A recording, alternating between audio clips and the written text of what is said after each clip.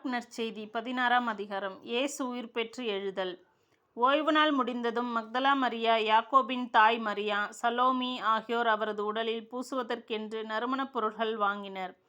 வாரத்தின் முதல் நாள் காலையிலேயே கதிரவன் எழும் வேளையில் அவர்கள் கல்லறைக்கு சென்றார்கள். கல்லறை வாயிலில் இருந்து கல்லை நமக்கு யார் புரட்டுவார் என்று அவர்கள் ஒருவரோடு ஒருவர் பேசிக்கொண்டார்கள். ஆனால் அவர்கள் நிமிர்ந்து உற்று நோக்கிய பொழுது கல் புரட்டப்பட்டிருப்பதை கண்டார்கள். அது பெரியதொரு கல். பிறகு அவர்கள் கல்லறைக்குள் சென்றபோது வெண்தொங்கலாடை அணிந்த இளைஞர் ஒருவர் வலப்புறம் அமர்ந்திருக்க கண்டு திகிலுற்றார்கள். அவர் அவர்களிடம், திகிலுற வேண்டாம், சிலுவையில் அறையப்பட்ட நாசரேத்து இயேசுவை தேடுகிறீர்கள். அவர் உயிருடன் எழுப்பப்பட்டார். அவர் இங்கே இல்லை. இதோ அவரை வைத்த இடம். நீங்கள் புறப்பட்டு செல்லுங்கள். பேதுருவிடமும் மற்ற சீடரிடமும் உங்களுக்கு முன்பாக அவர் கலிலேயாவுக்கு போய்க் கொண்டிருக்கிறார். அவர் உங்களுக்கு சொன்னது போலவே அவரை அங்கே காண்பீர்கள் என்று சொல்லுங்கள் என்றார். அவர்கள் கல்லறையை விட்டு வெளியே வந்து ஓட்டம் பிடித்தார்கள். நடுக்கமுற்று மெய்மறந்தவர்களாய் யாரிடமும் எதுவும் கூறவில்லை. ஏனெனில் அவர்கள் அச்சம் கொண்டிருந்தார்கள். முடிவுரை. உயிர்த்தெழுந்த இயேசு தோன்றுதல். வாரத்தின் முதல் நாள் காலையில் இயேசு உயிர்த்தெழுந்த பின்பு அவர் முதலில் மக்தலா மரியாவுக்கு தோன்றினார். அவரிடமிருந்துதான் அவர் 7 பேய்களை ஓட்டியிருந்தார். மரியா புறப்பட்டு சென்று இயேசுவோடு இருந்தவர்களிடம் இதை அறிவித்தார்.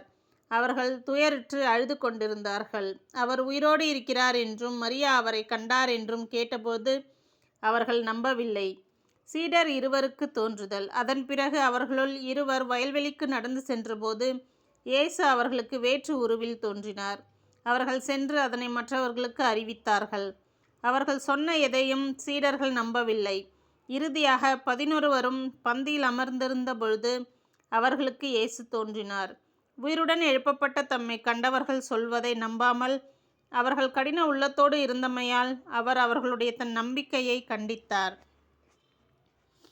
நற்செய்தியை பறைசாற்ற அனுப்புதல். இயேசு அவர்களை நோக்கி, உலகமெங்கும் சென்று படைப்பிற்கெல்லாம் நற்செய்தியை பறைசாற்றுங்கள். நம்பிக்கை கொண்டு திருமுழுக்கு பெறுவோர் மீட்பு பெறுவர். நம்பிக்கையற்றவரோ தண்டனை தீர்ப்புக்கு பெறுவர். நம்பிக்கை கொண்டோர் பின்வரும் அரும் அடையாளங்களை செய்வர்.